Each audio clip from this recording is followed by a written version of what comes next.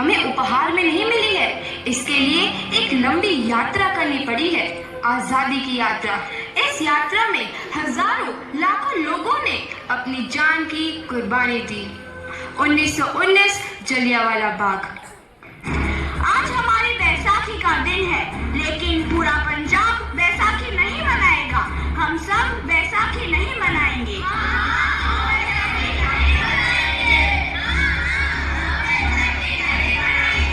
जब तक हम अंग्रेजों को भारत से बाहर नहीं निकाल देते, पूरा पंजाब बैसाखी नहीं मनाएगा।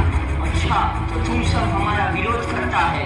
भाग जाओ यहाँ से, इसका अंजाम बहुत ही बुरा होगा। हम नहीं जाएंगे, तुम लोग जाओगे।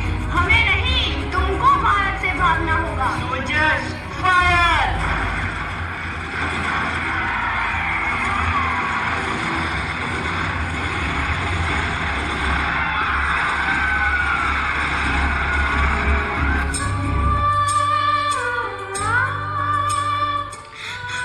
ये जमीन हमारी, ये धरती हमारी, ये खेत हमारे।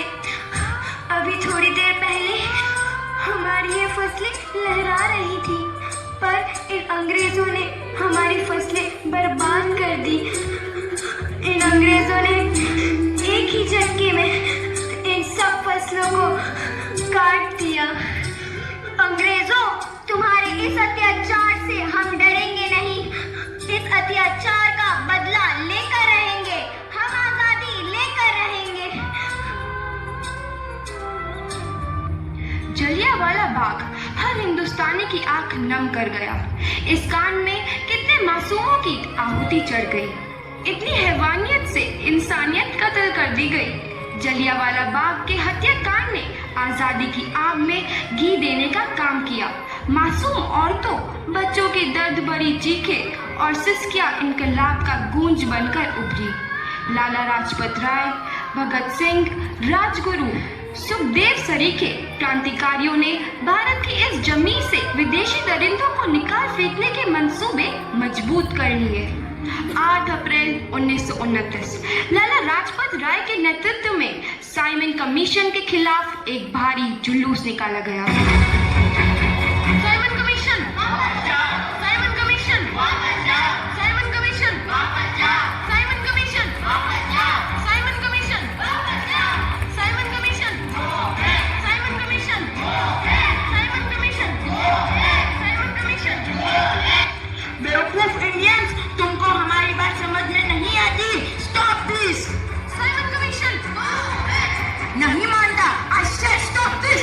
लाला जी, आप आगे बढ़ो, हम आपके साथ हैं।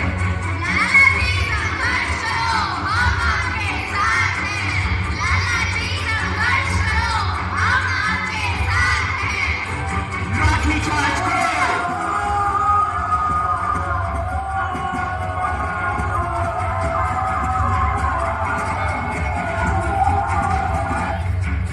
लाला जी को तो बहुत गहरी चोट लगी है, उनका सर फट गया है।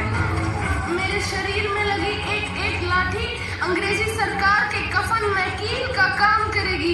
ये आजादी की लड़ाई रुकनी नहीं चाहिए। ये जिम्मेदारी मैं तुम सबको सौंप कर जा रहा हूँ। लाला लाजपत राय की दर्दनाक मौत के बाद भगत सिंह, सुखदेव, राजगुरु वतन के इन मतवालों के खून में ऐसा उबाल आया जिसका सामना करना अंग्रेजी सरकार के लिए मुश्किल हो गया। अंग्रेजों को करारा जवाब देने के लिए स्कॉट और सैंडर्स को मारने की रूपरेखा रची गई।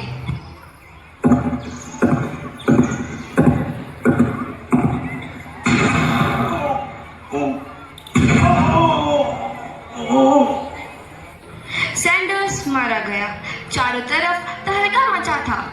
दीवारों पर लिखा था, लाला जी की मौत का बदला ले लिया गया है।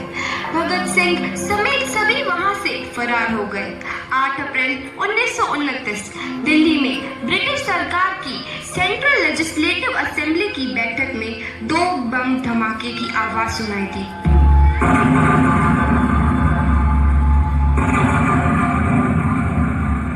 इन धमाकों ने अंग्रेजी हुकूमत को हिलाकर रख दिया।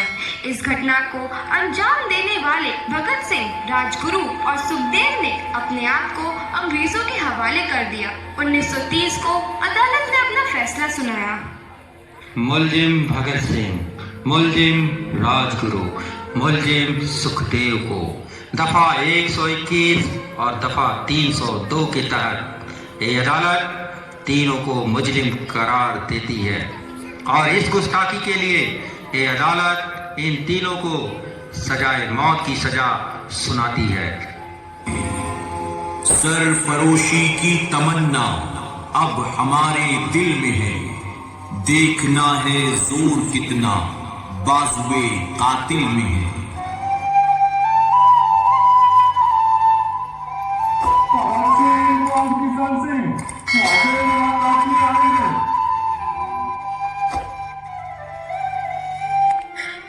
पुत्र की हाल है तेरा।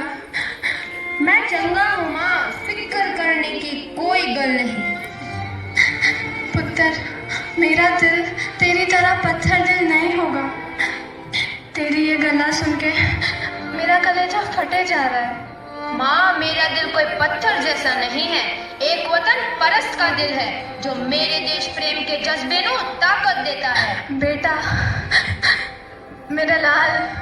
माँ, आज मेरी तपस्या पूरी होने जा रही है। जे तू रोई तो मैंने तकलीफ होइया। सोच, तेरा पुत्र आज शादी करने वास्ते जा रहा है। फर्क केवल इतना है, वो घोड़ी पर नहीं फांसी पर चढ़ने वास्ते जा रहा है। आज तू क्रांतिकारी की माँ है, कल तू एक शहीद की माँ होगी। माँ, पुत्र, देखा ही क्या है पुत्र?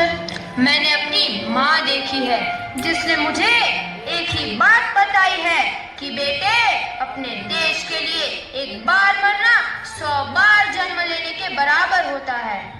अच्छा माँ, अब आशीर्वाद दे, आखिरी बार विदाई लेने का समय आ गया है। भगत, मेरे लाल।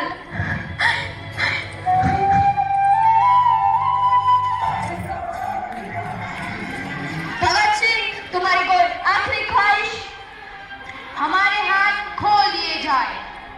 हम तीनों दोस्त एक दूसरे से गले मिलना चाहते हैं, उनके हाथ खोल दिए जाए।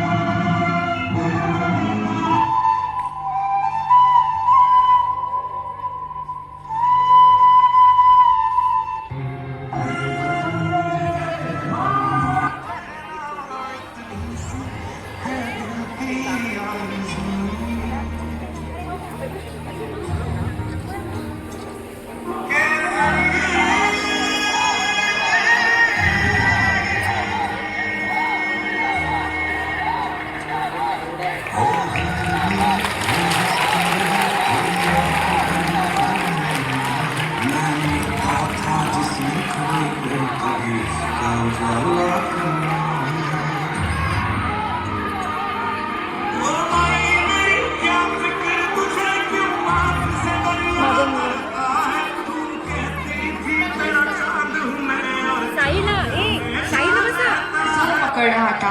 सबने एक आजाद भारत का सपना देखना आरंभ कर दिया था। हर कोई अपने अपने ढंग से इस महायज्ञ में अपनी आहुति दे रहा था। सुभाष चंद्र बोस, रानी लक्ष्मीबाई, तात्या टोपे और मंगल पांडे जैसे शहीदों की कुर्बानी रंग लाई।